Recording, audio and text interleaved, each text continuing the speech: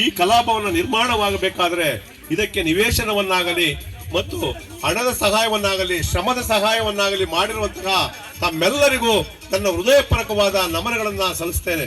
ಈ ಒಂದು ಕಲಾಭವನ ಮಾಡಬೇಕಾದ್ರೆ ಬಹಳಷ್ಟು ನಮ್ಮ ಗೌರವಾಧ್ಯಕ್ಷರ ಕನಸಾಗಿತ್ತು. ನಮ್ಮ ಗೌರವಾಧ್ಯಕ್ಷರು ಲಾಸ್ಟ್ ನೀನೊಂದು ಕಲಾಭವನ ಮಾಡದೆ ಹೋದ್ರೆ ನನ್ನ ಗೌರವ ಅಧ್ಯಕ್ಷ ಸ್ಥಾನದಿಂದ ಕಿತ್ತು ಬಿಸಾಡು, ನನ್ನ ಇಟ್ಕೊಂಡ್ಬೇಡ, ಅಲ್ಲಿ ನನಗೆ ಅವಮಾನ ಅಂತ ಬಹಳ ನನ್ಗೆ ಯಾವಾಗಲೂ ಅದೇ ಒತ್ತಿ ಒತ್ತಿ ಒತ್ತಿ ಹೇಳ್ತಾ ಇದ್ರು. ನೀವು ನಿವೇಶನ ಮಾಡ್ರಿ, ನಾವು ಅವ್ರಿಗೆ ನಾನು ಮಾತು ಕೊಟ್ಟೆ. ಅವಾಗ ನಮ್ಮ ರಾಜಘಟ್ಟ ಪಂಚಾಯಿತಿಯ ಎಲ್ಲ ಸದಸ್ಯರು, ಮಾಜಿ ಸದಸ್ಯರು, ಎಲ್ಲ ಪಕ್ಷಗಳ ಸದಸ್ಯರು ಸಹ ನಮಗೆ ಸಹಕಾರ ನೀಡಿ ನಿವೇಶನವನ್ನು ಕೊಟ್ಟರು. ಆದ್ದರಿಂದ ನಮ್ಮ ಕಲಾಭವನ ಎಲ್ಲ ದಾನಿಗಳ ಸಹಾಯದಿಂದ ಈ ಕಲಾಭವನ ಬಹಳ ಚೆನ್ನಾಗಿ ನಿರ್ಮಾಣವಾಯಿತು. ಈ ಕಲಾಭವನ ಮಾಡಬೇಕೆಂಬುದೇ ನನ್ನ ಒಂದು ಕನಸಾಗಿತ್ತು. ಆ ಕನಸು ಇವತ್ತಿಗೆ ನೆನಸಾಯಿತು.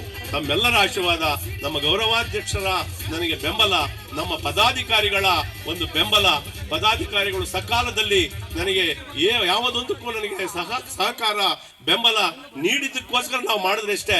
ಆದ್ರೆ ಎಲ್ಲರ ಬೆಂಬಲ ಎಲ್ಲರೂ ಸೇರ್ತಾ ಇದ್ರೆ ನಮಗೆ ಬಹಳ ಕಷ್ಟ ಆಗಿತ್ತು.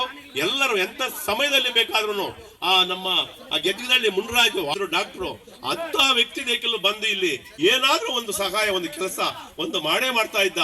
ನಮ್ಮ ಸಂಜೀವರಾಯಪ್ಪನು ಹಗಲು ರಾತ್ರಿ ಪಾಪ ಹಾರ್ಡ್ವೇರ್, ನಾನೇ ಒಂದ್ಸಾರಿ ಬೈದೆ ಅದನ್ನ, ಹಾರ್ಡ್ವೇರ್ ವ್ಯಾಪಾರ ಮಾಡೋಣ ಅಂಗಡಿಯಾಗ ಕುಂತಿರ್ಬೇಕು ಸಂಜೀವರಾಯಪ್ಪ, ಈ ತರ ನೀನ್ ಯಾವಾಗ ಓಡಾಡಬಾರ್ದು ಅಂತ.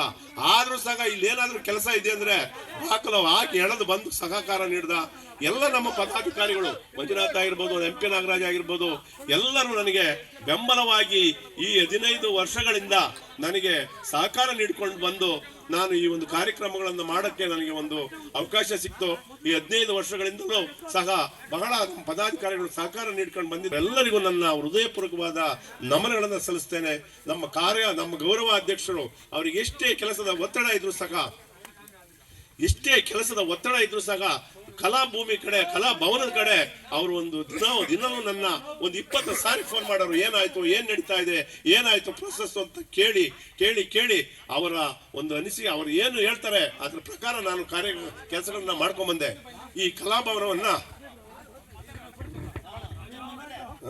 ಶಶಿಕುಮಾರ್ ಅವರು ದಯಮಾಡಿ ಎಲ್ಲಾದ್ರೂ ವೇದಿಕೆ ಮುಂದೆ ಬಂದು ಶಶಿಧರ್